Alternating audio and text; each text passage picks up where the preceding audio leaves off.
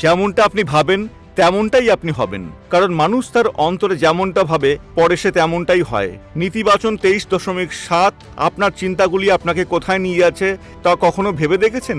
যদি আপনি সেগুলোকে নিয়ন্ত্রণ না করেন তবে সেগুলোই আপনাকে নিয়ন্ত্রণ করবে। সময় এসেছে আপনার চিন্তাগুলির একটি অডিট করার। এর অর্থ হলো আপনার প্রতিদিনের কাজকর্মের সময় মনোযোগ দিয়ে আপনার মনের চিন্তাগুলো দ্রুত লিখে রাখা। আপনি অবাক হতে পারেন কিভাবে মিথ্যে ধারণাগুলো আপনার মনের জায়গা দখল করে নিয়েছে। ক্রেইগ গ্রোসেল দুটি সত্য তুলে ধরেছেন যে অ্যাপোস্টল পল জানতেন। প্রথমত, আপনার জীবনের যুদ্ধ আপনার মনের মধ্যে জেতা বা হারা হয়। দ্বিতীয়ত, আপনার চিন্তাগুলি আপনাকে নিয়ন্ত্রণ করবে, তাই আপনাকেই আপনার চিন্তাগুলিকে নিয়ন্ত্রণ করতে হবে। 2 করিন্থীয় 10.5 নীতিবচন বলে একজন মানুষ যেমনটা তার অন্তরে ভাবে সে ঠিক তেমনটাই হয়। নীতিবচন 23.7।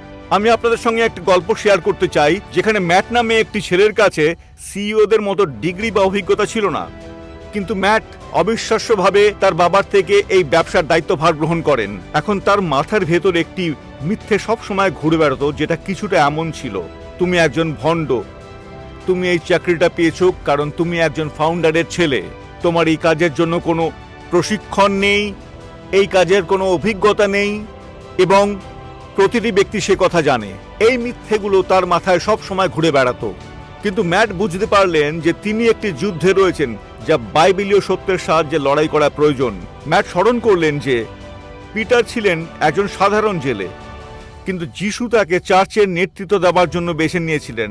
যিশু পিটারকে সহজভাবে বলেছিলেন, আমাকে অনুসরণ করো এবং আমি তোমাকে জেলে মানুষের মৎস্যজীবী করে তুলব। ম্যাথিউ 4.19। যখন যিশুর পথ অনুসরণ করা হয় তিনি আমাদের তার প্রয়োজন অনুযায়ী তৈরি করেন। এটি ম্যাট বুঝতে পারলেন। এখন প্রশ্ন আপনার কাছে এটাই, কোন মিথ্যা ধারণাগুলি আপনাকে বন্দী করে রেখেছে?